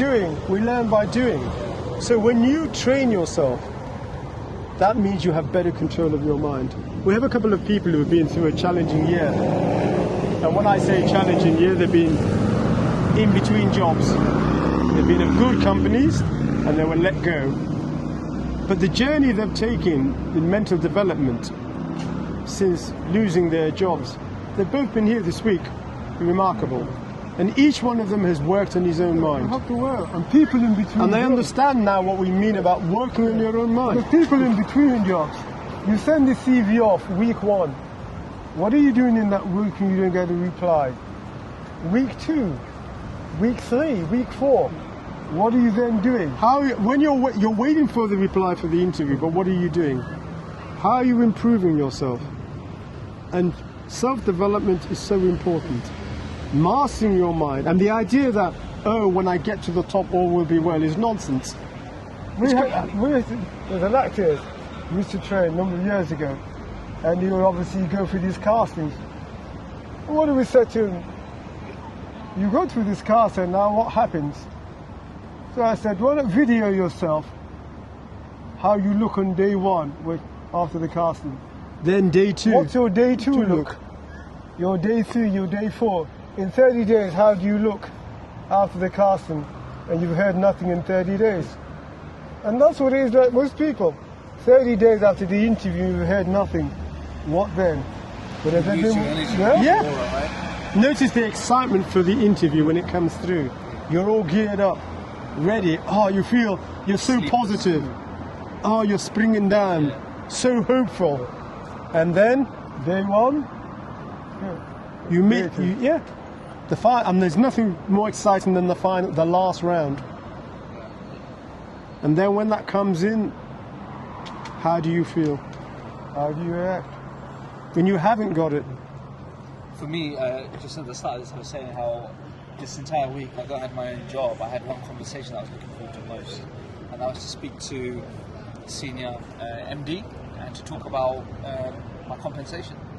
And I had a number in my head, and I've never done that. For me, it was more of an exercise of I just want to put it into practice, and I just want to see how it works. And I knew I had a week, Friday morning, and all throughout the week I was so busy with my own work. I was busy with clients. I was busy with personal life. I had my friend's farewell party on Monday. I was just generally busy. And then I had no preparation for it, but subconsciously, the subconscious I know that I have this task, and there was some level of anxiety about it, but also I was looking forward to it as well. And on purpose, I didn't do much preparation until the night before, where I told myself, what is it that what value do I bring? What value? And I'm not going to go in and say, the cost of living. No, the cost of living. Oh, the Rolls Royce, that's the cost of living. Like my mortgage has gone up, I can't afford to eat. I can't afford to put fuel in my car. I didn't want to come from that angle. I wanted to come from the angle of I'm pitching myself. Yeah. And it was still loose thoughts in my head. I didn't really have a concrete idea of what I was going to say. And then just this morning I got into London, I got off the train, I said, right, I have about 40 minutes to the office walking. So I found a podcast. I just Googled a podcast on Spotify and I searched how to negotiate higher pay. And there was a few on there. I didn't know any of the people, but I selected one. And these people were talking, and some of them were just talking egotistically. They were talking egotistically. Usually successful. Yeah, successful. Yes, they're usually successful. Yes. And then there was these two women. Afterwards, I clicked another one, and they spoke about how you should first probably talk about what you've achieved, then talk about the timing. Is the business doing well? Because at the end of the day, if they're not doing well, it's not a great time to ask for money. And Another guy turned around and said, you know, in the previous one, before he went on his egotistical trip, he talked about how don't talk to me about cost of living. My cost of living is and I have to pay everyone. And if everyone comes to me and asks for more money, then it's not great for business, right? Love it, And so I put that in my mind, and I thought to myself, right, you have to have confidence. Yeah. You can't walk in Yeah, you with do. your hat in your Yeah. hand. I'd be like, oh, you know, because it doesn't give that energy that No, it does I not. dictate this amount of money.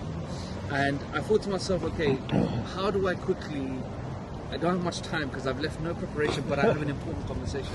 And to an extent, I sabotage myself to some degree out of laziness and not being organized. But also, it was an experiment to see how I thrive under pressure. Because in my life, I've done things with very little preparation, but it's been significant. The outcome has been significant, and I thought, was that fluke? Because I don't believe in No, flukes. definitely not. And then there's been things that I prepared all week for, and then 30 days have gone by and I look miserable, and nothing's happened. So I'm aware that certain things can happen very quickly. When I interviewed for this company, that building over there, I interviewed for them after my main interview for another company in Canary Wharf. I prepared more for that interview in Canary Wharf. And when I finished, I had literally 45 minutes to get myself here to that building. I had no minimal preparation for it, but I used the notes from my previous interview because it was overlapping, the role was similar. And I was reading it, I was like, oh God. That's what I'm saying. Everyone How many got offices do they in have? trouble. When were they founded? And I knew that I wasn't going to get their job to this one because I thought, oh, this is punching. The one I just came from is more realistic. Yeah, so. And I came in, and maybe it was a preparation for the other one, set me up to give good answers to this one. And I ended up getting the job in the big building, in the big well. And I was astounded. Right. The interview that I prepared with the most least preparation for was the one that I got the job for. And then the other one I did actually get the offer for it. But I was fascinated that I got the better. Well, from our research over the years, one thing is that many times people prepare and they're studying hard preparation, but what is deep down inside, what's going on? Anxiety. And that's what the subconscious mind picks up. And so I walked in. Yes, So this other one. So this morning's conversation, I listened to the podcast and thought, oh, this is all nonsense. They gave me a little bit of hints, tiny, but then I walked in and I said, okay, I don't have much time. I've got an hour before I see this person. So what I did was I have an AI tool on my computer. What, ChatGPT, or you use something similar on that line. Yeah. So I entered into it between January 2025 to present. What are my achievements? And it was filtered. It will siphon through my emails of my sent items and my inbox items, and then summarize it all. And I looked at it, and it was completely wrong. It was completely. It was saying things that like I wasn't really part of. I was just getting the emails. I was a recipient of the emails. One or two things it mentioned, and it gave me actually some reminders. Like, oh yes, I was involved in that. But I myself, within 1 hour, quickly went through my sent items between January to end of May, and quickly identifying things that I was involved in. I quickly opened a Word document and I put my achievements, my semi-annual review of my achievements and contributions to business. That was a heading. And I quickly jotted 4 bullet points per month of significant things that I'd done, and I printed it twice, and I turned up to office 2 minutes late. I messaged her, I said, I'm coming, and I told her I had a fight with the printer. The irony was, I was there trying to use AI to summarize and make my life easier, but I reverted back to my instincts and dug up actual things within my own memory, and the odd, thing on my screen that prompted me to remember it. And I realized, wow, I've done so much commercially, I've done so much technically, I've done so much in terms of helping, and I had a lot to say. And I showed her the list, and I said, these are the things I did. And I don't necessarily care what is on there. It was the message to her that here's a list of my achievements that I'm proud of. Yeah. And it's there, and I printed one for you and one for me. Yeah. And I want to let you know that I want you to invest in me. This is my pitch, by the way. I want you to invest in me. And with all the geopolitical things going on right now, us as a business, you know, it's a question mark of will the volatility and will the uncertainty be bad for business or not. But one thing is clear is that whenever there is uncertainty, gold prices always goes up. Somebody It's always says, going to gold. As you say, old is gold, gold is old. And I actually use that as a metaphor. I said, I'd like you to invest in me as if I am a brick of gold. That is good. Whatever uncertainty and whatever climate you go through, you could depend on me as that gold investment. Nice way to say, don't show me the door. Come Collins says, yeah, absolutely. And another thing I did was, and this is some tips from my ex-manager, which you met the other day.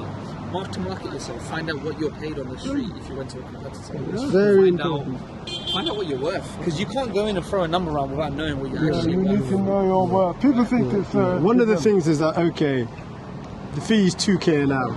It didn't start like that. What we began to measure is the service and the impact it was making on an individual. We're talking about over 4 decades of research, and then 20 years of field development. So we're adding in the last few years of real hardcore. So I know when it comes to mental fitness, in the city, I know what I'm talking about. Now, whether X, Y, Z can pay that is an irrelevancy. And same for me. The number didn't matter. It was the fact that I went in and I wanted to display that I am a valuable person. The most important thing for us, that people know that this is how we value ourselves. I stand before you proud of what I do, and my energy in there, I was smiling, I was confident, I wasn't stuttering, muttering, I wasn't begging. No. And I think over the years I had that energy. I remember when we met, and we were talking, and the number itself isn't even a crazy number. It was just something set that for me was a statement that you take me seriously. You've changed a lot. When we met, you were a nice guy, but when we were talking about positions and you told us your position, I thought much lower. I thought you even lowered down. I was so stunned. A man can be standing both still on his knees. So when we came, built up the fee, started setting, I think it was £60 an hour, and then moved up. When it got to the 2K, which it currently is, we knew it was rightly so. We even wrote 3 blogs. I wrote 3 blogs. So when people go into the Student Environmental Training WordPress, they can find the 3 articles, one on training, one on motivation, one on the benefits. It's got the benefits of training, the benefits of motivation, and the benefit of consulting. And why it costs the individual 2k an hour. And I said that our service is worth more than an Learjet. Now, what do you do for those who can't afford? Because everybody claims they can't pay. However, we found a way around that. Percentage. When you go to the Christmas sales or summer sales, what is it all based on? Reductions from the original price. You may pick it up at £20, £15 or £100, but when you're boasting about it, you're talking about what the original price was. And I sent somebody an invoice this week and they gave us a little advice and said change the wording, and they said it's either a 99% discount or it's 1% of the total, which I like. So I went for 1% of the total. I didn't really want to charge. But as I said them in the email, I have to take care when I'm writing 1% of the total or 10% of the total, because with predicative text, I just need an extra F with that off, and I'm in trouble. Because 1% off and 1% off are two completely different things. But the person appreciated the job done, and they actually increased. They said send another invoice, and they actually increased. And we are now discussing with ourselves whether we should buy more of these colourful items. Saxony wool, 100% Saxony wool collared scarves. They're from a lovely company, and this company is Eden Ravenscroft. Eden Ravenscroft. Eden Ravenscroft. Chancery Lane, over 200 years old. Legal robers. Those of you who took your degree, they were the ones who dressed you. So as you went to collect that high quality first, or that low quality 2-1 or 2-2, they were the ones. So we must have to inform viewers that there will be a lot of product placement here. Yes, absolutely. There definitely will be. I'll be sure to say that. Yes, absolutely.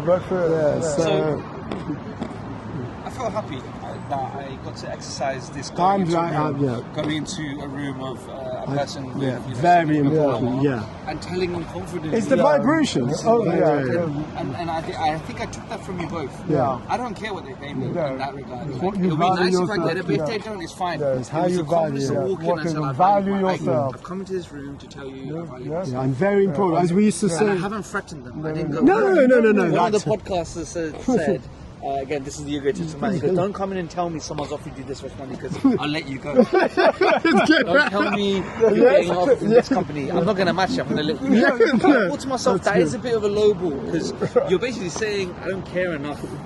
That Only tell them that when you've actually got it. Because we know people have come here and said, Tweens, I've got the new job. Yeah. And I've told them, and now they're offering me a position. But instead, what I said was the competitors are paying us. Yeah. Right? Yeah, and it was good. Yeah, it's interesting because what we say to you is that there's what we call the 3 levels of judgment. Three Three levels of judgment comes when you walk into a shop, you will buy tomatoes.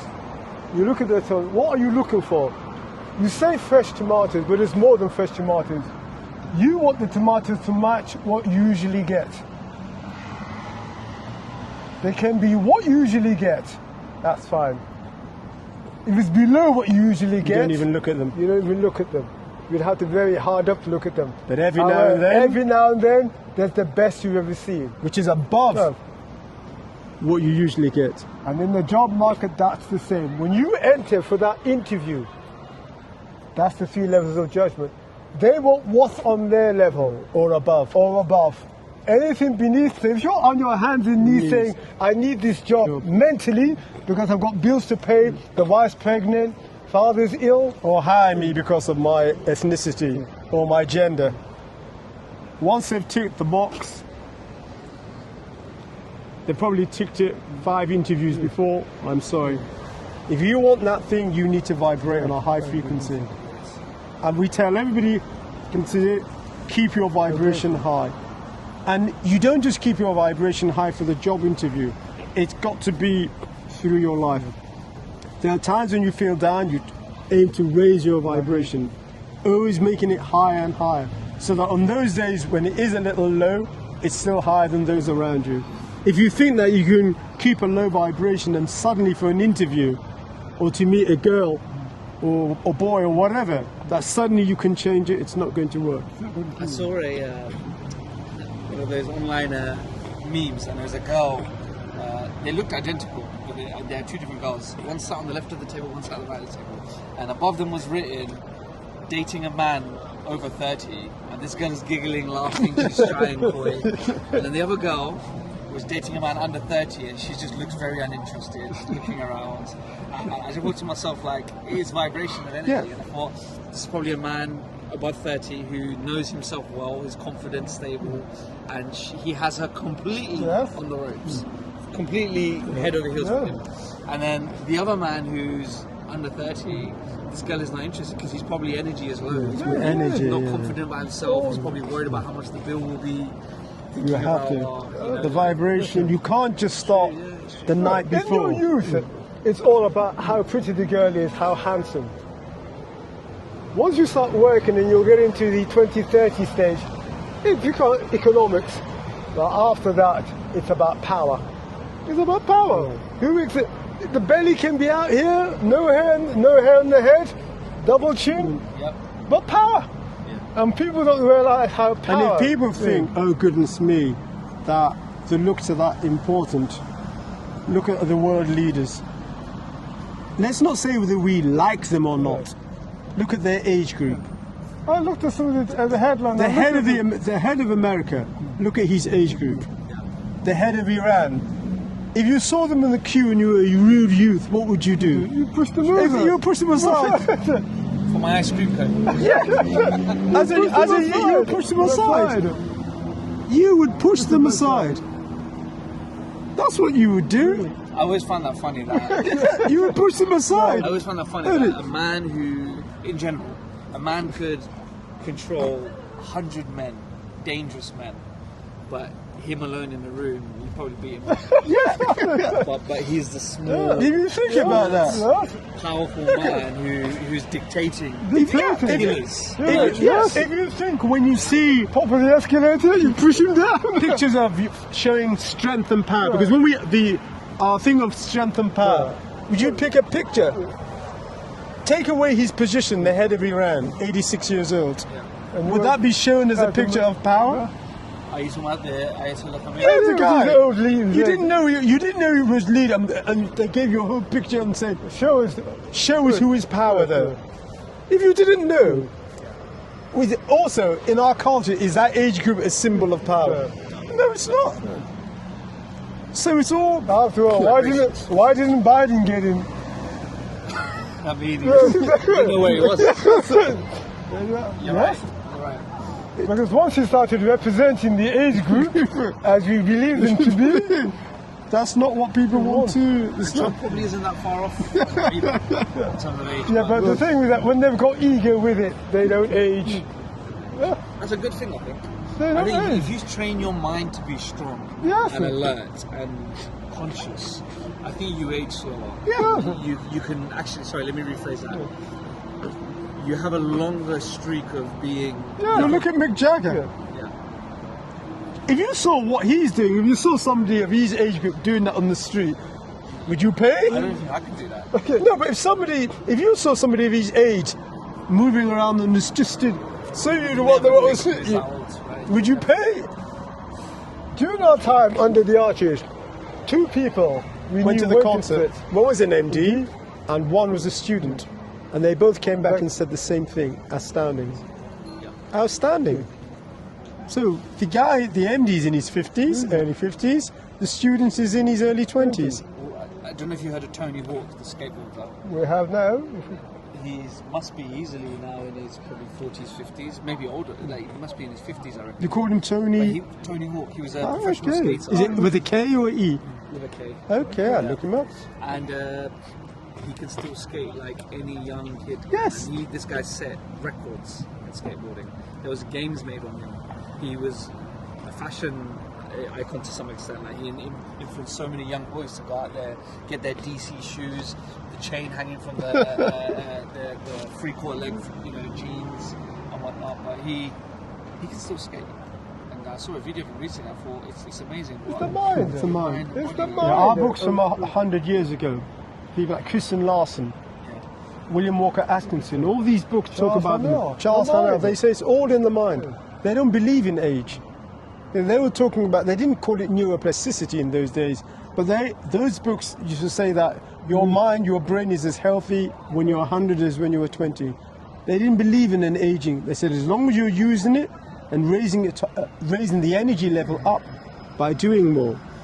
I think for the next episode we'll talk more about exercises of the mind, and maybe you could share some of. Yeah, we'll talk about the boring exercises. We'll talk about a little bit of the boring stuff. The boring. These exercises are monotonous. I wanted to finish with just two things. One is more just an observation.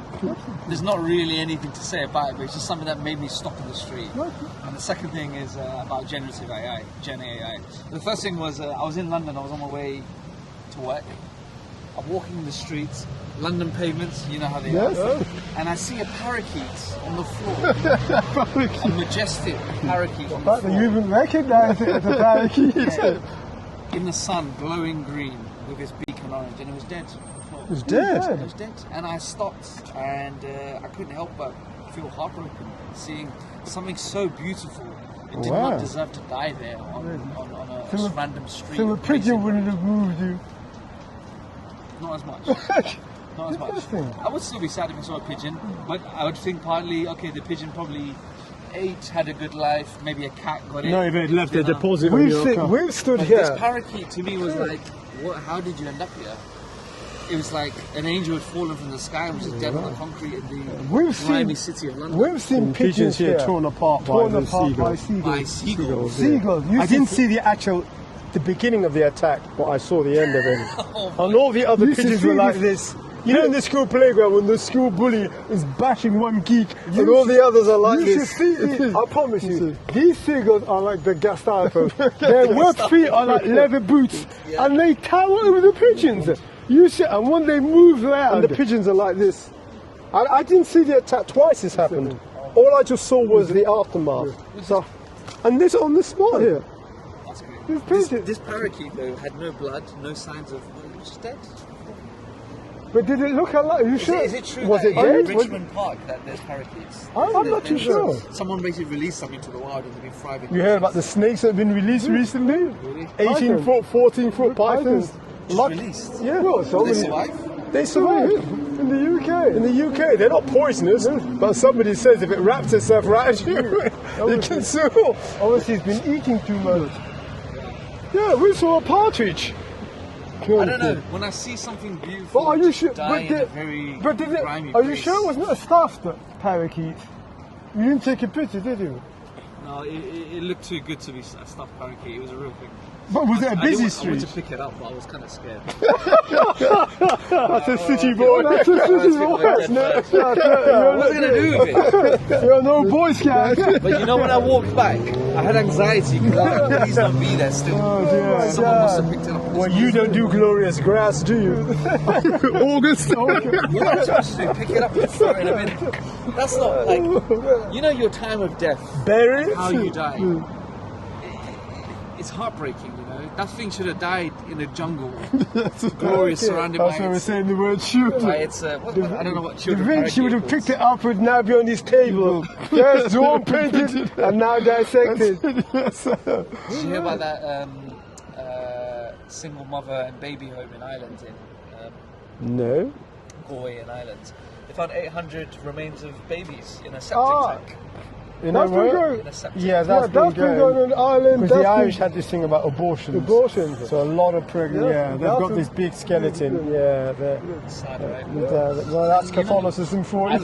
believe in life, like that thing that died, that parakeet dead on the thing. I do believe there is a justice for it and if you like, a paradise for it in whatever way you think, in whatever way you think it exists. But is that to make you feel ease?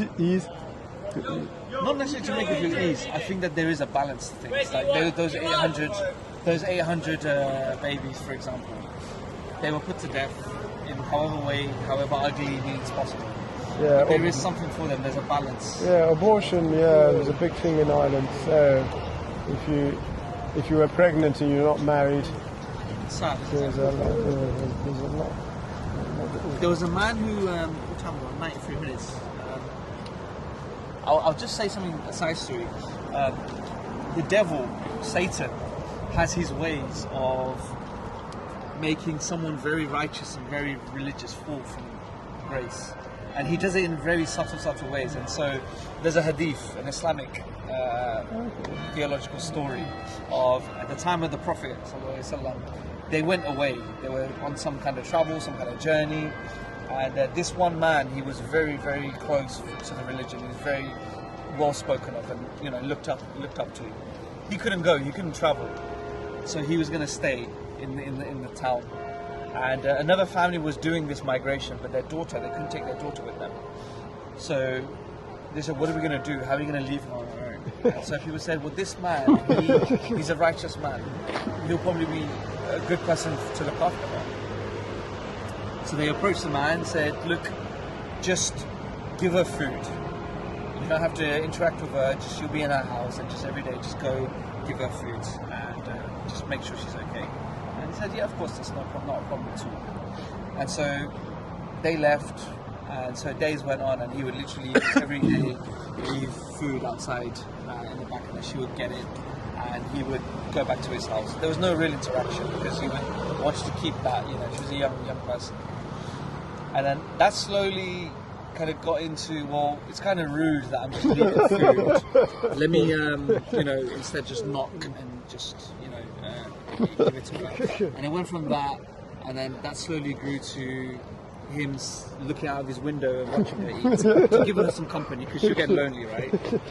And slowly that built into him saying, well, instead of me giving her food, it's better that I go over and give some company, or she comes over and we talk, and then that kind of grew, and it was very subtle to the point where he was in the house with her, and they both became very, fond of each other. From talking. From talking, and then from there, they ended up getting a romantic connection. Oh my God! And she ended up becoming pregnant. Oh my goodness! And the wake-up call. Back then, 1,500 years ago, back then families would travel for months and years even before they returned. And they both thought, what do we do? If my family comes back, they're going to realize I'm pregnant with your child.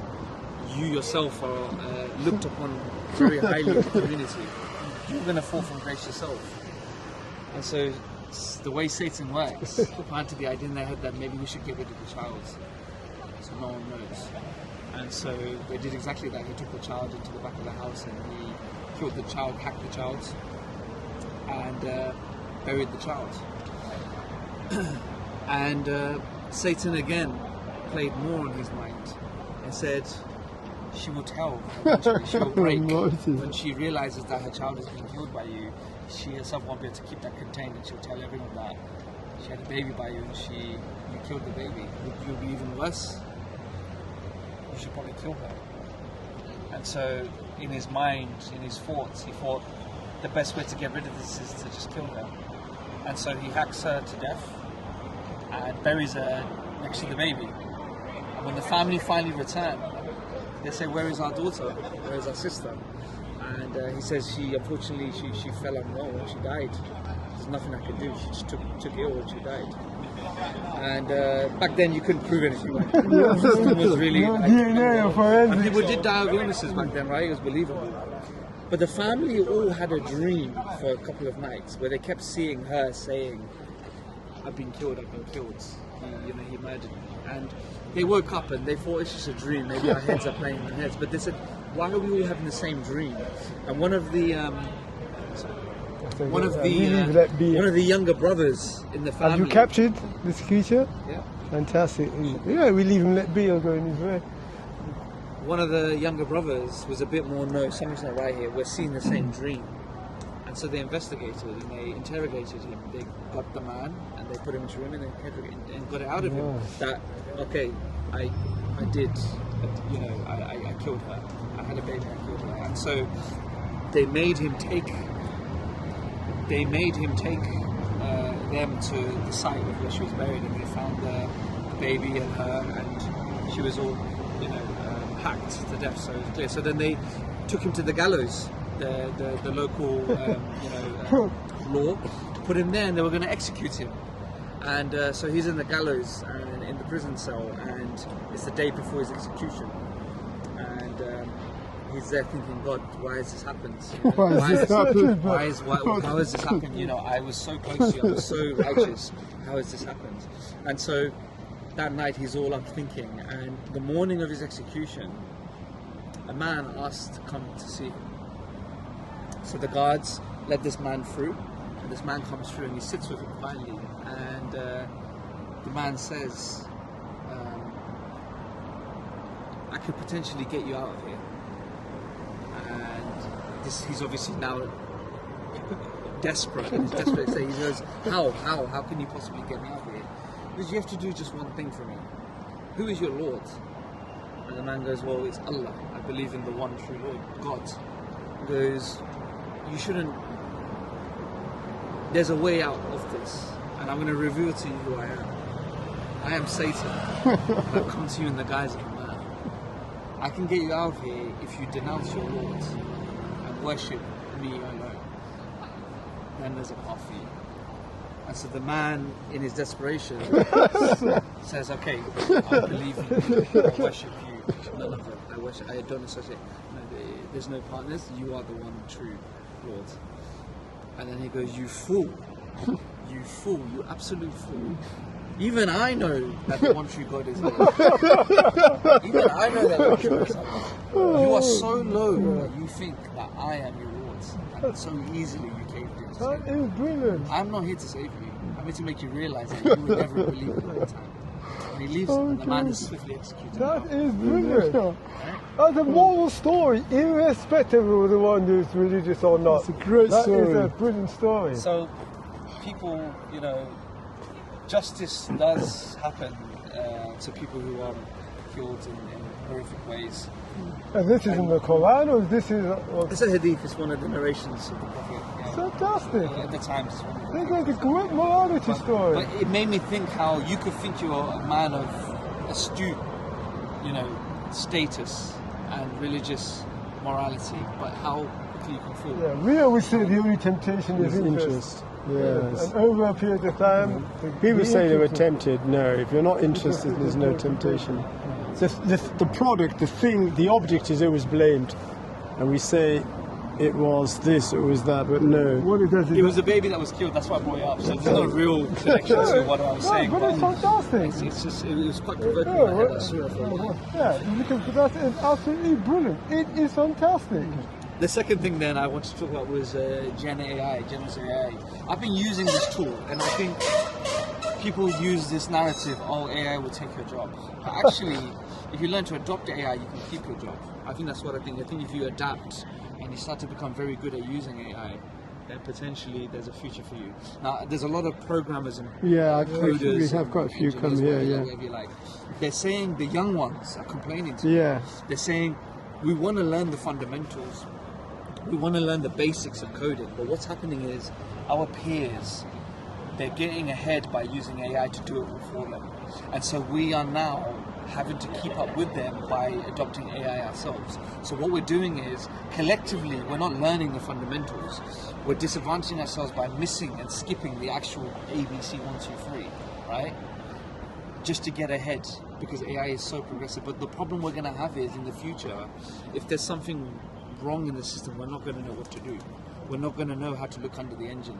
Well, that's madness, because... But if he doesn't, if he tries to learn the fundamentals, he'll fall behind his class. Okay, but I get this with grammar.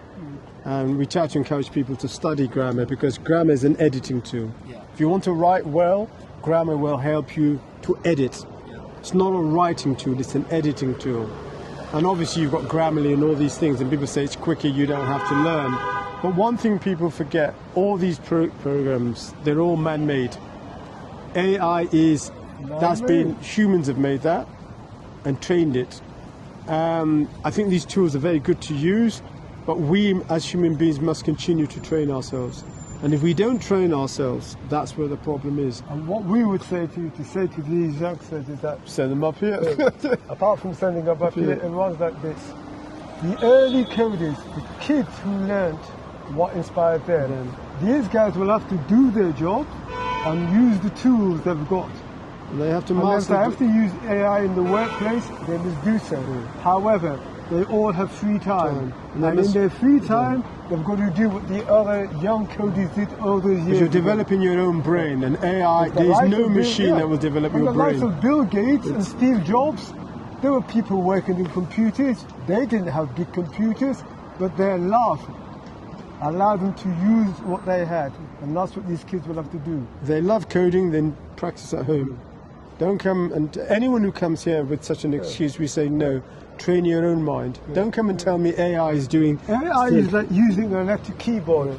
If you like handwriting, write at home. To say you no longer write at home because you're using the keyboard at work, the love is not there. You enjoy memory exercises. Don't come and tell me that all the numbers on the telephone. You can still practice using your memory. I guess one day there, 104 minutes. Brilliant, fantastic. That's very good. That's brilliant. We'll do some exercises for the next one. Oh, just follow. I like the way this is. I love wherever you are, we just flow. Things will carry, and things will flow. We just allow it to flow. We started off with emptying our barrels. Absolutely, this is brilliant. This is brilliant.